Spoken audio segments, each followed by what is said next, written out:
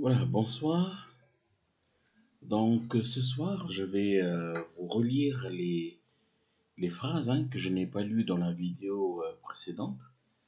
Des phrases qu'il y avait dans la dernière partie de la vidéo. Et toutes ces phrases sont au présent simple. Donc c'est une occasion pour moi de vous apporter quelques rappels pour le présent simple, de l'utilisation du présent simple, ce qui se passe à toutes les personnes. Et surtout à la troisième personne du singulier. Donc tout à l'heure, on a vu déjà que do devient does à la troisième personne du singulier, mais nous allons voir ici avec les phrases que à la forme affirmative, la base verbale porte un S. Ok?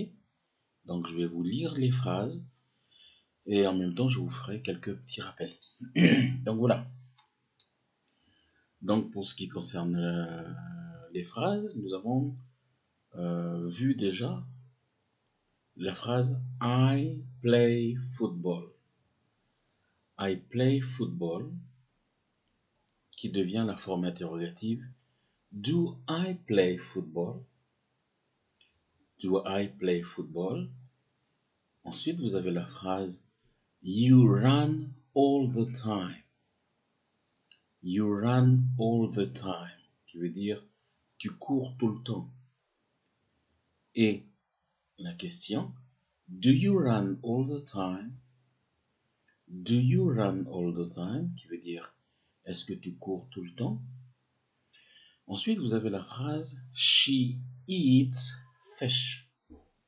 She eats fish qui veut dire elle mange du poisson. Et vous remarquez que normalement le verbe, c'est la base verbale, normalement le verbe c'est eat, E-A-T. Nous avons vu dans les vidéos précédentes. Mais là, comme c'est la troisième personne du singulier au présent, eh bien on va ajouter un S. Ok? On ajoute un S. Donc on va dire she eats fish. Ensuite, la forme interrogative, on va dire Does she eat fish? Does she eat fish? Et vous remarquez que eat, à la base verbale eat, le S a disparu. Pourquoi? Parce que le S, il est déjà avec l'auxiliaire do. Ok?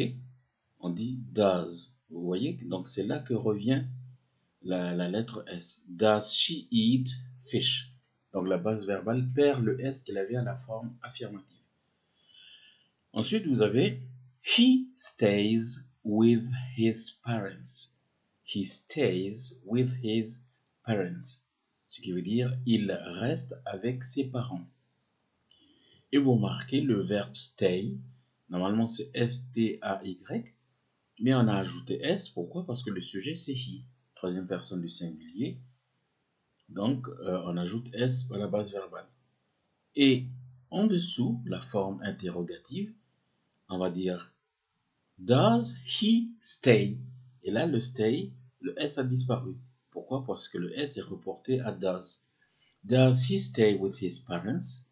Does he stay with his parents? Ça veut dire, est-ce qu'il reste avec ses parents? Phrase suivante. It eats fruits. It eats fruit. Ça veut dire il ou elle, c'est pour un animal. Il mange des fruits. Et vous remarquez le S à eat. Question, forme interrogative. Does it eat fruits? Et le S a disparu à eat. Does it eat fruits? Ensuite, vous avez la phrase We drink alcohol. We drink alcohol, qui veut dire nous buvons de l'alcool.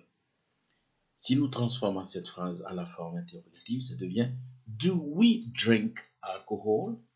Do we drink alcohol? Phrase suivante. You know the truth. You know the truth. Ça veut dire vous connaissez la vérité ou bien tu connais la vérité. Phrase interrogative, la forme interrogative, ça devient Do you know the truth? Do you know the truth? Ça veut dire connaissez-vous la vérité? Et nous terminons avec la phrase They take the train.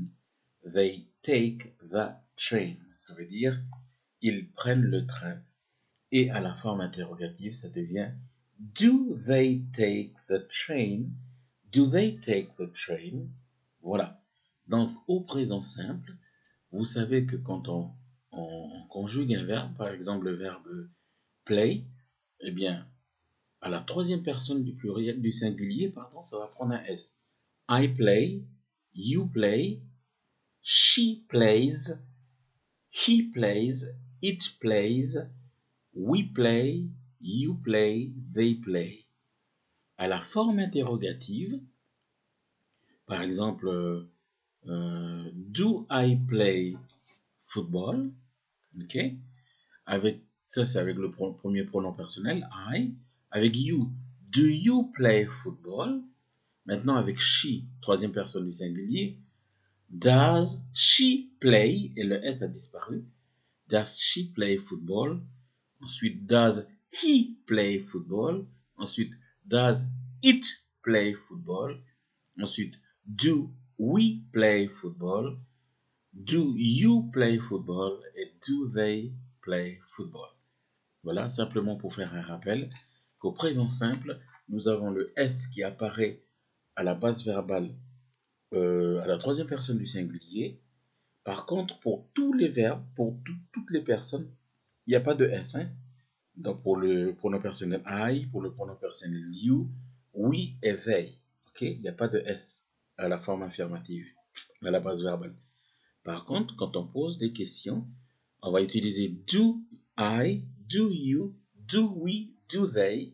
Mais pour la troisième personne du singulier, on va dire does she, does he, et does it. Ok? Voilà, thank you.